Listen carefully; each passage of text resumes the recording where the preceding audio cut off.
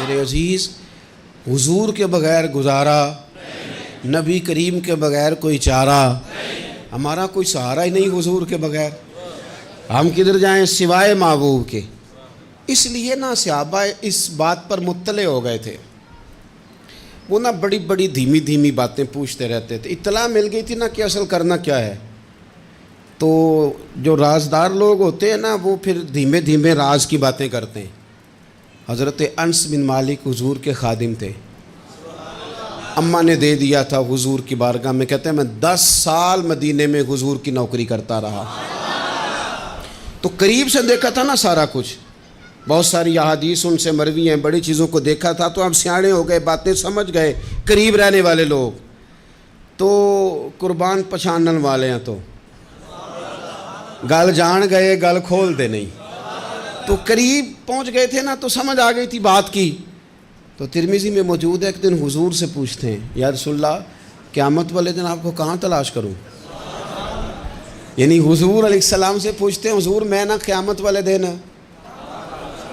بھئی بات تو یہ نا کہ اعمال ٹھیک کیے جائیں، معاملات پر توجہ دی جائے، عبادات کا خیال کیا جائے، جو ہمارے ذمے ڈیوٹیاں ہیں وہ پوری کی جائیں۔ تو وہ کہتے ہیں حضور وہ قیامت والے دن کہاں تلاش کروں؟ تو حضور نے بھی نہیں فرمایا کہ تو اعمال ٹھیک کر، مجھے ڈھونڈنے کی کیا ضرورت ہے، کہاں ڈھونڈوں؟ تو حضور فرمانے لگے مسکرا کے فرمانے لگے، چونکہ قربان پچھانن والے ہیں، تو اے گل جان گئے گل کھول دے نہیں۔ حضور علیہ السلام سے کہا یا رسول اللہ میں نہ قیامت والے دن کہاں تلاش کروں؟ تو حضور فرمانے لگے حوض کوثر پہ۔ یا رسول اللہ وہاں کیا ہوگا؟ تو فرمایا امت پیاسی آئے گی تو میں جام بھر بھر کے پلاؤں گا، میں جام بھر بھر کے پلاؤں گا۔ ایسا کہ تیری خیر تیرے میں کدے کی خیر، ایسی پلا کہ جس کا نشہ عمر بھر رہے۔ اور ایک نے کہا تھا کہ طیبہ سے منگائی جاتی ہے، سینوں میں رچائی جاتی ہے، توحید کی میں پیالوں سے نہیں نظروں سے پلائی جاتی ہے۔ حضور صلی اللہ علیہ وسلم نے فرمایا حوض کوثر پہ بھی جام پلائیں گے؟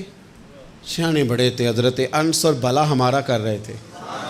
یہ حضور سے پوچھ کے نا تو ہمیں ایڈریس بتا رہے ہیں، کیونکہ حدیث روایت کر دی نا تو ہمیں ایڈریس سمجھا دیے، پتے بتا دیے کہاں پہنچنا ہے، ساری جگہ سمجھا دی۔ چلیں جدید دور آ گیا ہے، انہوں نے لوکیشن بتا دی کہاں کر کے نا کس جگہ جا کے سٹاپ کرنا ہے کام۔ یا رسول اللہ وہاں ملاقات نہ ہوئی تو حضور نے فرمایا پھر پل صراط پہ آنا۔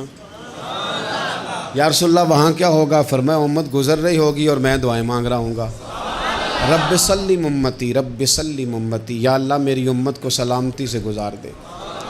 تو وہاں آ جانا، میں دعائیں وہاں مل جاؤں گا، قربان جائیں۔ فاضل بریلوی بول پڑے، کہنے لگے خدا کی رضا چاہتے ہیں دو عالم، خدا چاہتا ہے رضائے محمد، اجابت کا جوڑا عنایت کا سہرا، دلہن بن کے نکلی دعائے محمد، اجابت نے جھک کر گلے سے لگایا بڑی ناز سے جب دعائے محمد، رضا اب پل سے وجد کرتے گزریے کہ ہے رب سلم دعائے محمد صلی اللہ علیہ وسلم۔ تو عرض کی یا رسول اللہ وہاں ملاقات نہ ہوئی تو؟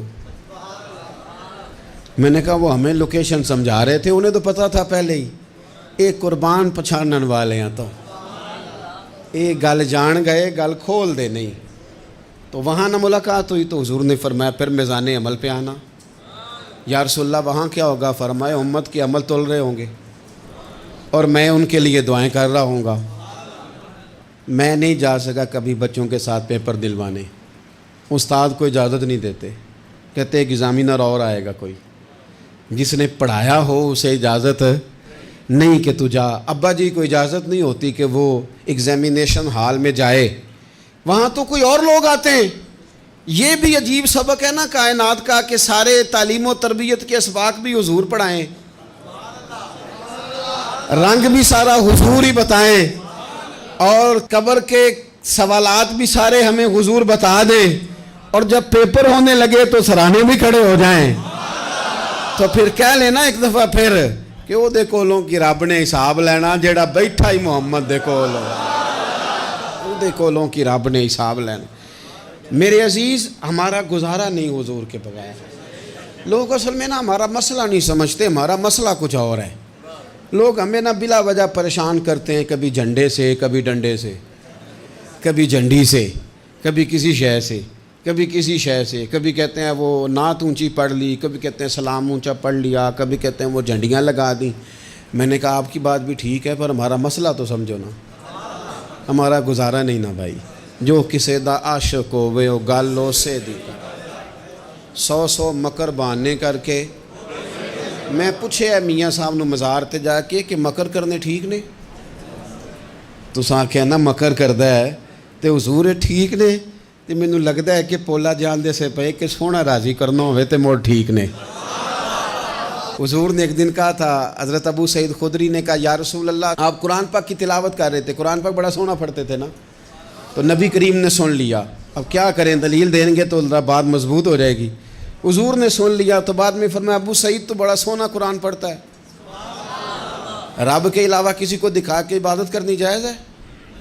حضرت ابو سعید خدری کہنے لگے سن رہے ہیں، مجھے پتہ نہیں تھا آپ سن رہے ہیں، ورنہ میں نے تو اور بنا بنا کے پڑھنا تھا. اب تو مان جاؤ نا، جو کسے دا عاشق ہووے گل اسے دی کرد ہے، 100 مکر بہانے کر کے، 100 مکر بہانے کر کے او دئی مرنے مرد ہے. میرے عزیز ہماری مجبوری ہے، لوگ اس بات کو سمجھتے نہیں، ہماری مجبوری ہے، حضور کا میلاد ضروری ہے. لوگ سمجھتے نہیں بات کو، اس لیے بلا وجہ رٹا ڈال کے بیٹھتے ہیں. بھئی ہم نے تو کوئی رٹا ڈالنا نہیں، نہ سیاست کا، نہ دولت کا، نہ اقتدار کا، نہ کسی اور چیز کا. سیاست دے جھگڑے اساں چھوڑ دیتے، یہ تے محبت دا جھگڑا ہے، یہ چھڑا کوئی نہیں سکتا. تو میرے عزیز ہمارا حضور کے بغیر گزارا. اور نبی پاک علیہ السلام کے بارے میں رب فرماتا ہے وَلَسَوْفَ يُعْطِيكَ رَبُّكَ فَتَرْضَىٰ، محبوب میں آپ کو اتنا دوں گا کہ آپ اپنے رب سے راضی ہو جائیں گے. کیا کروں میں اب، یہ آیت اتنی شاندار ہے. حضرت امام زین العابدین رضی اللہ تعالیٰ عنہ سے کسی بندے نے کہا قرآن پاک میں سب سے زیادہ امید والی آیت کون سی ہے؟ اس کا خیال تھا لا تقنطوا من رحمت اللہ کہیں گے، اللہ کی رحمت سے نا امید نہ ہونا. اس نے کہا حضور سب سے امید والی آیت بتائیں. وہ کہتا میرے ذہن میں تھا کہ یہ والی آیت پڑھیں گے.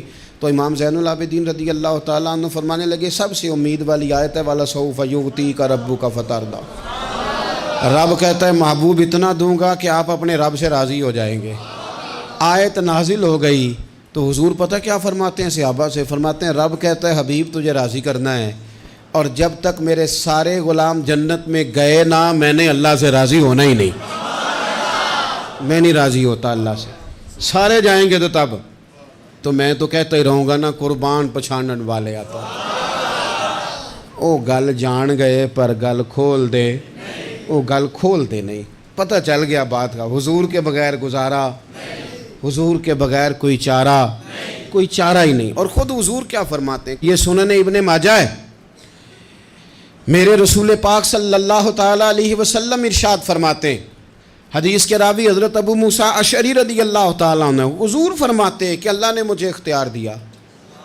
یا رسول اللہ کس بات کا؟ فرمایا رب نے اختیار دیا میں چاہوں تو آدھی امت بغیر حساب کے جنت چلی جائے، اور میں چاہوں تو اللہ سے اختیار لے لوں کہ یا اللہ مجھے شفاعت کا حق دے، میں سفارش کرتا جاؤں اور تو انہیں معافی دیتا جائے. یہ مجھے اختیار دیا اللہ تعالیٰ نے. تو حضور کیا فرماتے ہیں؟ فرماتے ہیں وہ آدھی امت والا سودا نہیں میں نے قبول کیا، میں نے نہ شفاعت لی ہے کیونکہ یہ عام تر ہے اور یہ کفایت کرنے والی ہے، یہ عام بھی ہے اور کفایت کرنے والی بھی ہے. اور حضور نے یہ لفظ کہے، یہ سنن ابن ماجہ کتاب الزہد دیکھیے گا، اس میں روایت مل جائے گی. حضور فرماتے ہیں یاد رکھو تمہارا کیا خیال ہے کہ میری یہ شفاعت پرہیزگاروں کے لیے؟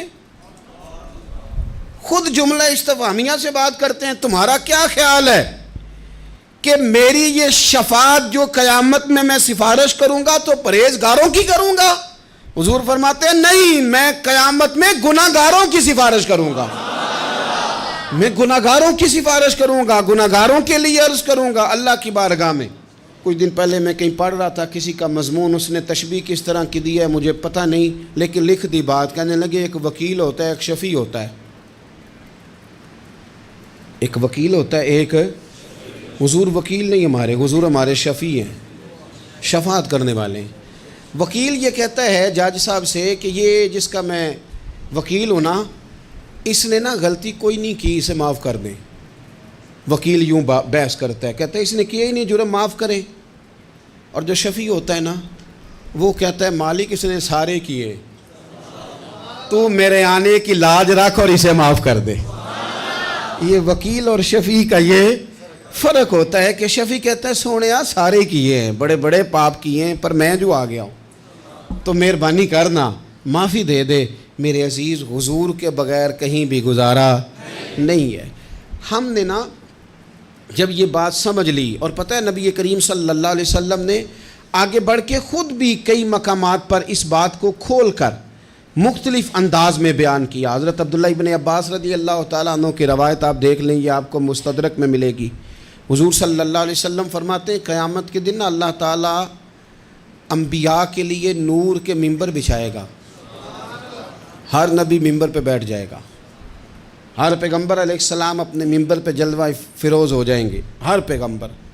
لیکن حضور فرماتے ہیں میرا ممبر خالی ہوگا۔ یا رسول اللہ صلی اللہ تعالیٰ علیہ وسلم آپ کا ممبر کیوں خالی ہوگا؟ حضور فرماتے ہیں میں ممبر چھوڑ کے رب کی بارگاہ میں کھڑا ہو جاؤں گا، اور اس ڈر سے کھڑا ہو جاؤں گا کہیں ایسا نہ ہو کہ میں جنت میں چلا جاؤں اور میری امت رہ جائے۔ میں اپنی امت کی سفارش کروں گا، رب میری امت کی سفارش قبول کرے گا۔ فرماتے ہیں میں اتنی سفارش کروں گا کہ جہنم کا دروغہ مجھ سے کہے گا کہ محبوب کمال ہو گئی، آپ نے تو اپنا کوئی غلام دوزخ میں رہنے نہیں دیا، سارے آپ نے نکال دیے۔ کسی شاعر نے بڑی خوب بات کی تھی، اس نے کہا تھا کہ یاد رکھو قیامت کا جو دن ہے نا، یہ قیامت کا دن دراصل ہمارا وقت ہوگا خاص، جب ہم نبی پاک صلی اللہ علیہ وسلم کی بارگاہ میں جائیں گے تو ہمیں سمجھ آ جائے گی کہ دنیا میں ہم نے کئی دوستیاں لگائی تھیں پر جھوٹی لگا بیٹھے، ایک دوستی سچی ہے جو مدینے والے کی ہے۔ وہ کہتے ہیں محمد بوٹیا جھوٹا ہی جاگ سارا، اے سچیاں مدینے والے دیاں یاریاں، سچیاں مدینے والے دیاں۔ تو نبی پاک صلی اللہ علیہ وسلم کے بغیر نہ دنیا میں گزارا ہے، نہ قبر میں گزارا ہے، نہ آخرت میں گزارا ہے۔ اب ایک سبق ہے، وہ سبق بھی آپ نے ضرور یاد کرنا ہے۔ جس شخصیت کے بغیر ہمارا گزارا نہیں، نہ قبر میں، نہ حشر میں، نہ پل صراط پہ، نہ میزان عمل میں، نہ حوض کوثر پہ، تو ہمارا ان کے بغیر دنیا داری میں گزارا کیسے ہو جاتا ہے؟ ہمارا تجارت بھی حضور سے سیکھیں، گھرداری بھی حضور سے سیکھیں، شادی بیاہ کے طریقے بھی حضور سے سیکھیں۔ جب گزارا نہیں حضور کے بغیر تو پھر زندگی کے سارے سلیقے حضور سے سیکھیں، پھر ادھر ادھر جانے کی ضرورت ہے۔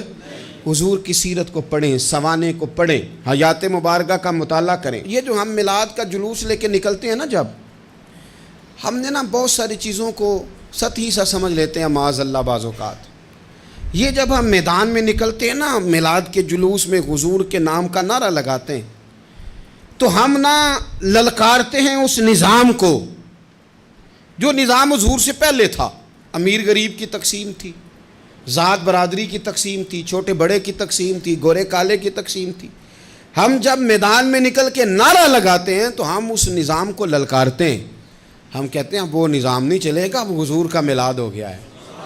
اب نظام وہ ہے کہ جس پلیٹ میں ابو بکر صدیق کھانا کھائیں گے اسی میں بلال حبشی بھی کھائیں گے۔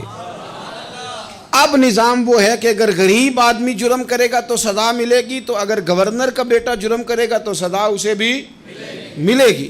اب حضور کا نظام آ گیا، ہم اس نظام کی طرف بڑھتے ہیں، اپنے آپ کو حضور کے قدموں کی طرف مائل کریں۔